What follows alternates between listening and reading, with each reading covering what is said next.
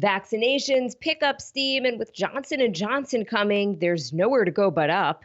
Lady Gaga's dogs are safe, but the mystery into what happened only deepening.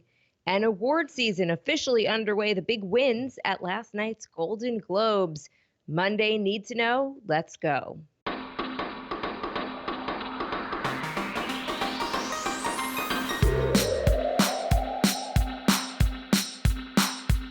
Good morning. This is Cheddar's Need to Know podcast for March 1st. I am Jill Wagner with Carlo Versano.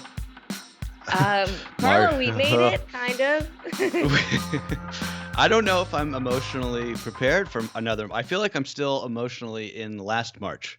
And yet here we are again, Jill. Well, we made it, I guess. We made it a year since the worst month of all of our collective lives, right?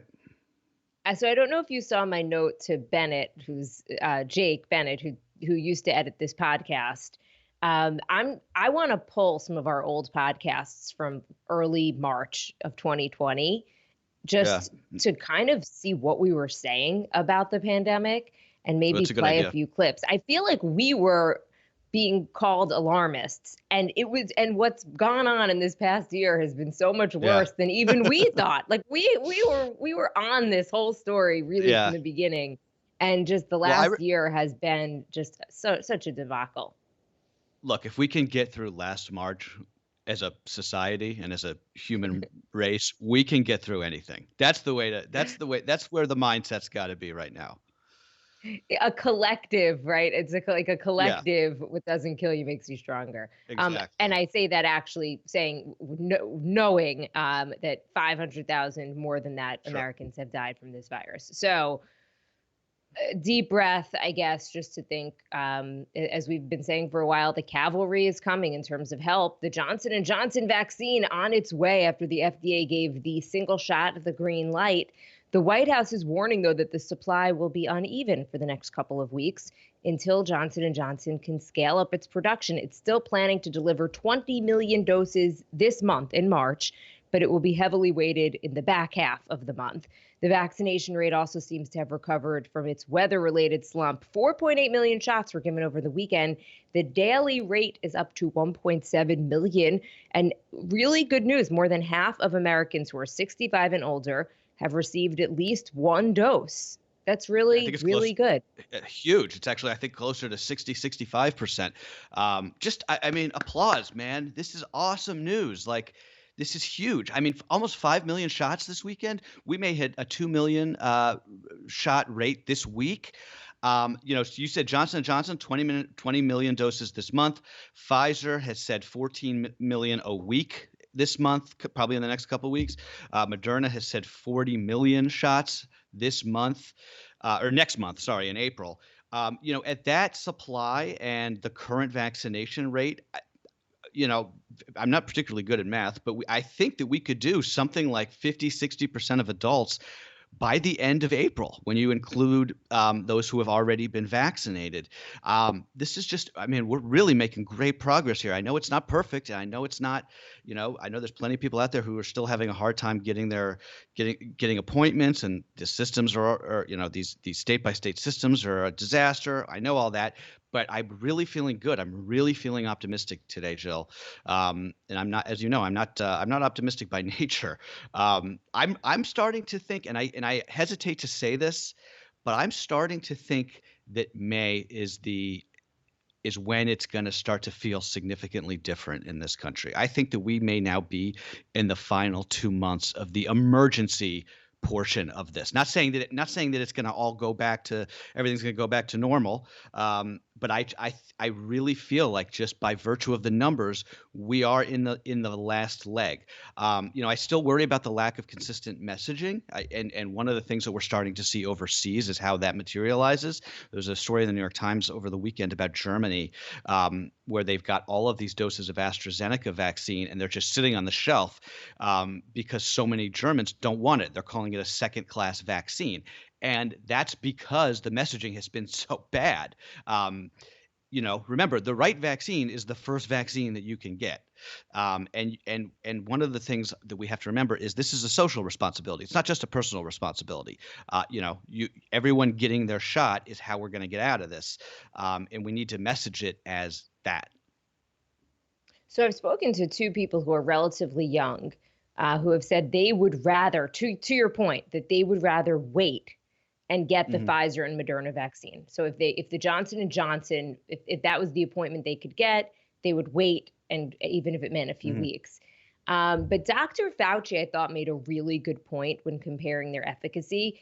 Mostly that it's an apples to oranges comparison. For everyone who's like, okay, the Moderna's 94.5% effective, Johnson & Johnson's only 72% effective in the United States, or whatever it is. Johnson & Johnson tested their vaccine much later in the pandemic with all of the variants. Moderna and Pfizer did not. So they had that sort of like initial virus, and that's not what's out there anymore. So Johnson & Johnson, Moderna and Pfizer could be more in line. Their numbers might be more in line at this point in time to Johnson & Johnson than we think. There's a reason they're creating boosters, right? Like there's a reason they're saying you may need a third shot. It's because they think that the efficacy has probably gone down. If they were so confident that the efficacy was still what it was, they would not be talking about a third booster shot. Anyway, again, to your point, that to get whatever vaccine you could possibly get as soon as you could possibly get it. On the note of Johnson & Johnson, about 4 million doses were supposed to ship last night. That was the plan, delivered on Tuesday. So people could be getting that Johnson & Johnson vaccine as early as Tuesday this week. Pretty incredible.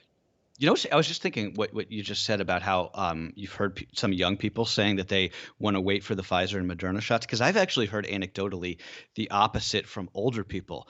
I just thought that was really interesting. I've heard and I've seen on social media some older folks saying they want to wait for the Johnson & Johnson shot because it's a tried and true vaccine from a tried and true vaccine maker using old vaccine technology, and they're a little nervous about these mRNA vaccines. That's really fascinating, right? Younger people being like, give me these new ones, give me the ones that are super innovative. And I've said that because of one of my dad's friends, his son has an appointment this week or next week, and was saying, what if it's Johnson & Johnson? What should he do? And he asked me what I thought. And I said, get it or give me your appointment. Man. Okay. Yeah, seriously. And I was just like, I said, I would almost rather the Johnson & Johnson. I mean, at this point, I would take anything. But for the exact reason you said, it's like that tried and true method. I have zero free time. So if I could go once to get a shot instead of twice, to me, that's a big difference. Would be the big difference for me, not necessarily the science. But again, I will take anything. Okay. Former President Trump made his first public appearance since leaving office, closing out CPAC with a 90-minute speech in which he tore into his opponents in both parties, repeated the false claims that he won the election, and teased a possible 2024 run. Trump said the Supreme Court didn't have the guts or courage to overturn the election, and then listed off every Republican who voted to impeach or convict him, saying, get rid of them all. Trump is hands down the first choice of Republican voters in 2024, coming in at 55% in the CPAC straw poll. Florida Governor Ron DeSantis got 22%. No one else cleared 5%.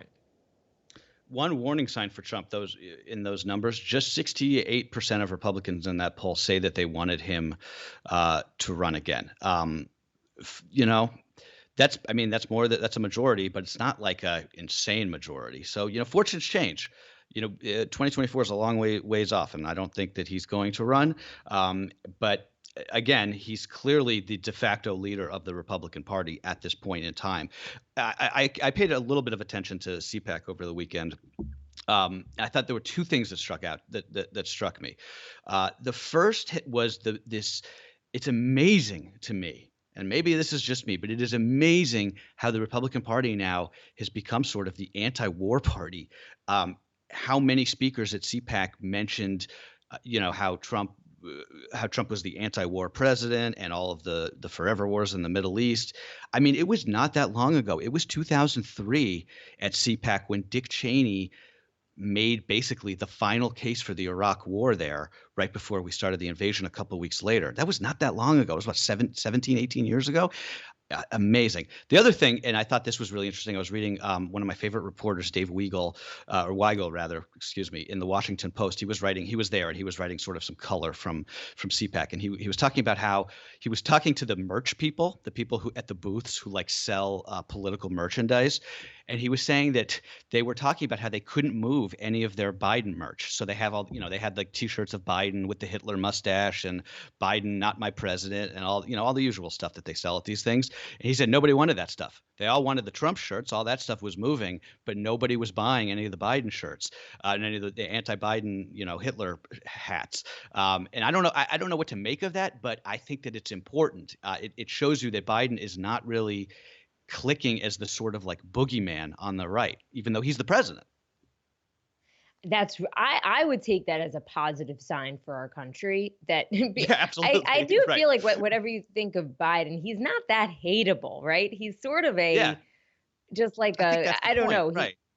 But he's not. I don't know how many people are so passionate about him in a good way. But I also Right. think in that same sense, you're not that passionate about him in a bad way either. Yeah, I think that's going to actually work for him, work to his advantage. Also in politics, New York Governor Andrew Cuomo has now relented to an independent investigation after a second former aide accused him of sexual harassment over the weekend. Charlotte Bennett, who's 25 years old, told the New York Times that Cuomo asked her questions about her sex life while they were working together last year at the height of the pandemic. Those accusations follow similar ones made by Lindsey Boylan, another former aide who has said the governor harassed and kissed her. Cuomo's apologized, saying that he made comments that could have been misinterpreted as unwanted flirtation. Andrew Cuomo is not going to resign, not over this. I will eat crow if he does, but I really just don't think it. I don't think it's going to happen. But he has been really hurt politically, if not, he may be dead politically, to be honest. What's interesting? Notice how nobody out there is passionately defending him. There's people, basically all of his Democratic allies are saying like, let there be an independent investigation. That's what happens when you govern in such a way that everybody around you really hates you, or at least strongly doesn't like you, but they're scared of you, right? Because once there's blood in the water, politically speaking, that means you're toast. No one's coming to your defense.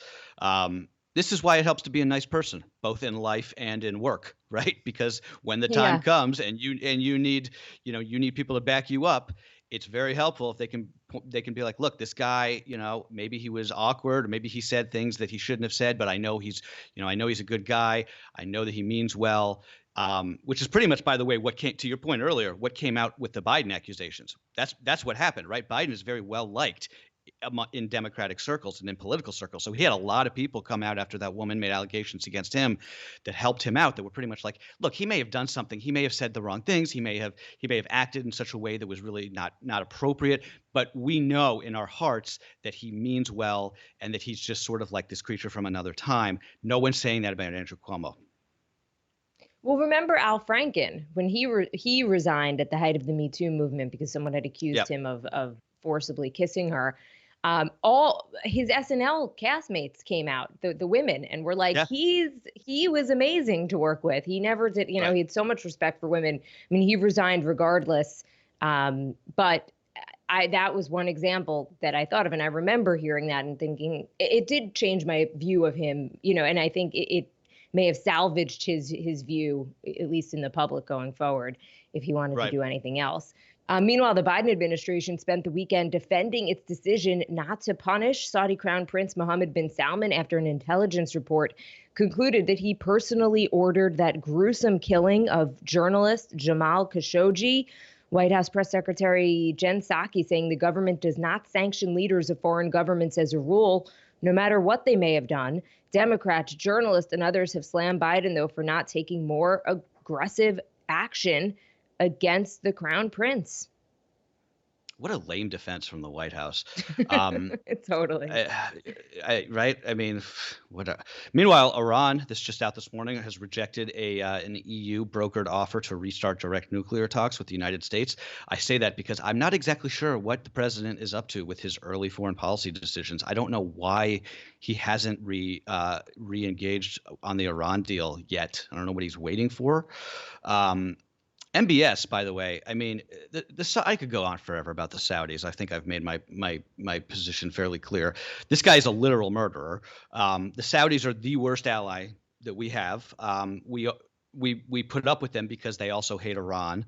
But I mean, at some point, are we going to get a president who breaks us free of this abusive partnership? We don't need their oil anymore. I mean, why do we still sell arms to this country? Why do we have any relationship? I'm not saying we have to go to war with them or anything, but why do we have a relationship with them? Quick update, by the way, on the stimulus. The House passed that $1.9 trillion bill, $1.9 trillion bill on party lines overnight on Saturday. It now heads to the Senate. The White House wants this thing signed, sealed, and delivered before March 14th. Yeah, not a single Republican vote. Pretty remarkable, I have to say, especially given that the Trump stimulus, both stimulus bills were somewhat bipartisan. So it'll still pass because they're going to do budget reconciliation in the Senate, but it will pass on party lines. Switching gears, there are some reasons to think that Lady Gaga's dog napping may not have been a targeted hit, but just random. Gaga's two Frenchies were found and returned to her unharmed. Their walker, Ryan Fisher, still recovering from multiple gunshot wounds. LAPD sources tell TMZ Fisher had gone with the dogs to a store along a busy road, and that there's evidence to suggest that the dog napper spotted the pups and followed Fisher before attacking him on a quiet residential street. Gaga has called Fisher a hero. This story gets more strange, right? So, I mean, so no arrests have been made. The dogs were found by a woman tied to a pole, unharmed, and there were no ransom demands ever that we know about, at least. All of that suggests that these guys, were looking to steal French bulldogs and accidentally stole like the two most famous French bulldogs in America, and probably realized that they were in way over their heads and dumped them. I think that's what's going to end up coming out. So thankfully they weren't harmed, and let's just hope that this guy, Mr. Ryan Fisher, is able to recover, because just an awful story. And finally, let's talk award season, which is now officially underway after last night's Golden Globes. Streaming platforms had a big night at the Globes. Netflix took home 10 statues, including Globes for Best Limited Series, Queen's Gambit, and Best TV Drama for The Crown. Amazon became the first streamer to win for Best Comedy or Musical, Borat. But the Golden Globe for the Best Drama went to Nomadland, which was produced by a studio but is currently streaming on Hulu. Its director, Chloe Zhao, won as well, the first time a woman has won that directing prize in 37 years. Andra Day won for Best Actress for the U.S. versus Billie Holiday. Chadwick Boseman posthumously awarded Best Actor for Ma Rainey's Black Bottom. His wife tearfully accepted that award on his behalf. Tina Fey and Amy Poehler hosted from opposite coasts, and the show kind of stitched them together on screen to make it look normal. But the show definitely not the typical rowdy extravaganza it's known for. Carlo, some thoughts? Did you watch any? I did. Yes, I watched about an hour or two. I actually couldn't get through the pre-show. I thought the pre-show was so bad, so poorly produced. It was just like really awkward to watch. So I actually turned it off. It's like, who wants to watch Zoom interviews with celebrities? Like, it's one thing if they're on the red carpet and they've got the fancy dresses and you can do the whole like, who are you wearing thing. But like these award shows, I just think are not suited to like the current remote production. I just don't think that they come off very well. But yeah, I mean, look, first of all, Nomadland, if you haven't seen it, we watched it the other day. Excellent. I would highly recommend it. I think that there's a not insignificant chance that the Golden Globes doesn't exist in a couple of years. There's been a lot of news in the last week about the Hollywood Foreign Press Association, which is the group that gives out these awards. Basically, just a general sense of corruption there and no diversity. We learned last week there's not a single black member of that group. By the way, that was repeatedly mentioned at the show last night. And despite or because of that fact, the awards themselves were actually quite diverse, which I thought was interesting and good. Yeah, I mean, listen, I kind of enjoyed seeing the celebs in their natural habitat at home. And I thought it was See, to interesting. Mark me, Ruffalo, yeah, when he to me, like won, I his like. kids jumped on. I liked it. Maybe I've just become so like sick and tired of everything from the past year. Like that stuff was really funny to me like a year ago when we were doing it. Now I'm just like, I don't need to see, Bill Murray in his mansion in Hollywood Hills or whatever. Like, just give me my vaccine so I can go outside. Look, I totally get it. Amy Poehler and Tina Fey I thought were pretty funny. One of their jokes from their opening monologue, which I liked, and because by the way, there were some first responders at there was like a very small audience of first responders Yeah. at the actual show. So their joke, normally this room is full of celebrities, but tonight our audience on both coasts is made up of smoking hot first responders and essential workers. We are so grateful for the work that you do and that you're here so that the celebrities can stay home safely. Thank you so much. I just thought that was like the perfect way to sum up Golden Right. Globes I mean, they are 2021. amazing. Tina Fey and Amy Poehler They are were hilarious. super funny. And I agree with you. Like the thing is with social media, we already see the behind the scenes of their homes. So Right. maybe I'm rethinking a little bit, but I didn't hate it. There were a lot of tech issues, which was a little weird Yeah. that they couldn't have had it figured out. All right, but I think a preview of what's to come this award season. Yeah, Oscars are a little less than 2 months from now. All right, that's what you need to know for Monday, March 1st. Have a great one, guys.